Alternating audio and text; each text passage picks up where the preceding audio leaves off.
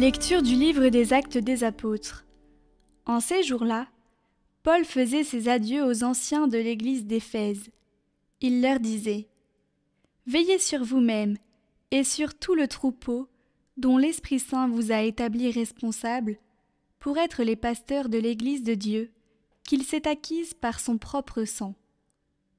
Moi, je sais qu'après mon départ, des loups redoutables s'introduiront chez vous et n'épargneront pas le troupeau. Même du milieu de vous surgiront des hommes qui tiendront des discours pervers pour entraîner les disciples à leur suite. Soyez donc vigilants, et souvenez-vous que, durant 3 ans, nuit et jour, je n'ai cessé, dans les larmes, de reprendre chacun de vous. Et maintenant, je vous confie à Dieu et à la parole de sa grâce, lui qui a le pouvoir de construire l'édifice et de donner à chacun l'héritage en compagnie de tous ceux qui ont été sanctifiés. Je n'ai convoité ni l'or, ni l'argent, ni le vêtement de personne. Vous le savez bien vous-même. Les mains que voici ont pourvu à mes besoins et à ceux de mes compagnons. En toute chose, je vous ai montré qu'en se donnant ainsi de la peine, il faut secourir les faibles et se souvenir des paroles du Seigneur Jésus, car lui-même a dit : « Il y a plus de bonheur à donner qu'à recevoir. » Quand Paul eut parlé ainsi, il s'agenouilla et pria avec eux tous. Tous se mirent à pleurer abondamment, ils se jetaient au cou de Paul et l'embrassaient. Ce qui les affligeait le plus, c'est la parole qu'il avait dite : « Vous ne verrez plus mon visage. » Puis on l'accompagna jusqu'au bateau.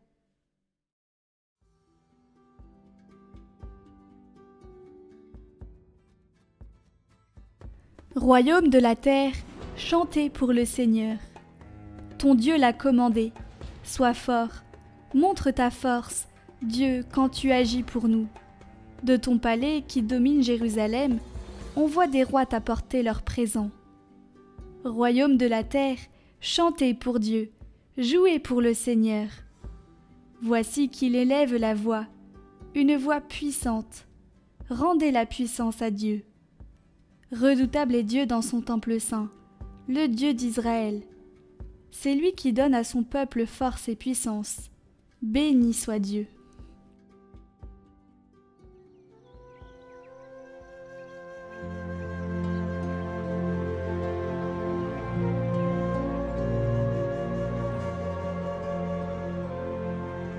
Évangile de Jésus-Christ selon saint Jean. En ce temps-là, les yeux levés au ciel, Jésus priait ainsi : « Père saint, garde mes disciples unis dans ton nom, le nom que tu m'as donné pour qu'ils soient un, comme nous-mêmes. Quand j'étais avec eux, je les gardais unis dans ton nom, le nom que tu m'as donné. J'ai veillé sur eux, et aucun ne s'est perdu, sauf celui qui s'en va à sa perte, de sorte que l'Écriture soit accomplie. Et maintenant que je viens à toi, je parle ainsi dans le monde, pour qu'ils aient en eux ma joie et qu'ils en soient comblés. Moi je leur ai donné ta parole, et le monde les a pris en haine parce qu'ils n'appartiennent pas au monde, de même que moi je n'appartiens pas au monde. Je ne prie pas pour que tu les retires du monde, mais pour que tu les gardes du mauvais. Ils n'appartiennent pas au monde, de même que moi je n'appartiens pas au monde. Sanctifie-les dans la vérité, ta parole est vérité. De même que tu m'as envoyé dans le monde, moi aussi, je les ai envoyés dans le monde. Et pour eux, je me sanctifie moi-même, afin qu'ils soient, eux aussi, sanctifiés dans la vérité.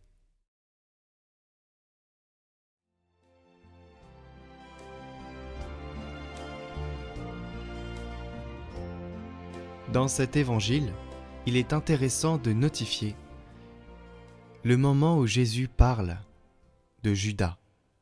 J'ai veillé sur eux, et aucun ne s'est perdu, sauf celui qui s'en va à sa perte, de sorte que l'Écriture soit accomplie.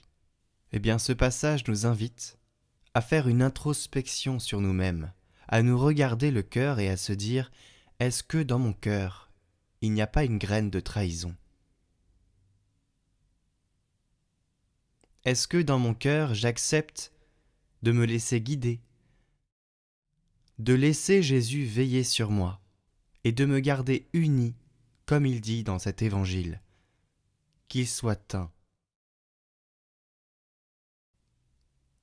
La distinction posée par le Seigneur entre les ministres sacrés et le reste du peuple de Dieu comporte l'union que des devoirs communs aux pasteurs et aux fidèles créent entre eux. Devoir pour les pasteurs de l'Église, à l'exemple du Christ, de se mettre au service les uns des autres et au service des fidèles, et pour ces derniers, de prêter volontiers leur concours aux pasteurs et aux enseignants. Ainsi, dans la diversité, tous rendent témoignage de l'admirable unité qui existe dans le corps du Christ. Car la diversité, même des grâces, des ministères et de l'action, rassemble les enfants de Dieu en un seul tout, puisque c'est un seul et même esprit qui opère toutes ces choses. Par la bienveillance divine, les laïcs ont donc pour frère le Christ, qui étant le Seigneur de toutes choses, n'est pourtant pas venu pour être servi, mais pour servir. Ainsi ont-ils également pour frères ceux qui, préposés aux fonctions sacrées, enseignant, sanctifient et régissent, passant par la famille de Dieu de par l'autorité du Christ, en sorte que le commandement nouveau de la charité soit accompli par tous. Saint Augustin dit fort bien à ce sujet : « Si ce que je suis pour vous m'effraie, être avec vous me console. Car pour vous je suis évêque, et avec vous je suis chrétien. Le premier titre est celui de la dignité dont je suis revêtu, et le second celui de la grâce. L'un ne me présente que des dangers, l'autre est pour moi un gage de salut. » Je suis enfant de Dieu, mon nom est dans les cieux, appelé à vivre en liberté, dans l'esprit que mon Dieu m'a donné. Je suis enfant de Dieu, mon nom est dans les cieux, appelé à vivre en liberté, dans l'esprit que mon Dieu m'a donné. C'est toi qui m'as façonné, mon nom tu l'as prononcé, et dans le feu baptisé. Aujourd'hui je me lèverai, je suis enfant de Dieu, mon nom est dans les cieux,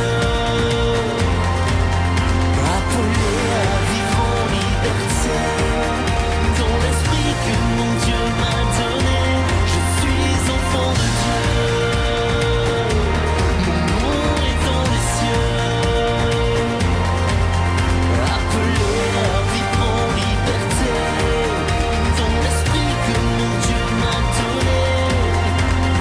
Mon cœur est dans l'allégresse, en entendant sa promesse. Je suis rempli de sa grâce, en lui j'ai trouvé ma place. Je suis enfant de Dieu, mon nom est dans les cieux, appelé à vivre en liberté, dans l'esprit que mon Dieu m'a donné. Je suis enfant de Dieu, mon nom est dans les cieux, appelé à vivre en liberté, dans l'esprit que mon Dieu m'a donné. C'est un chant de liberté qui dans mon cœur est monté. Enfant de Dieu j'ai trouvé ma véritable identité. Je suis enfant de Dieu.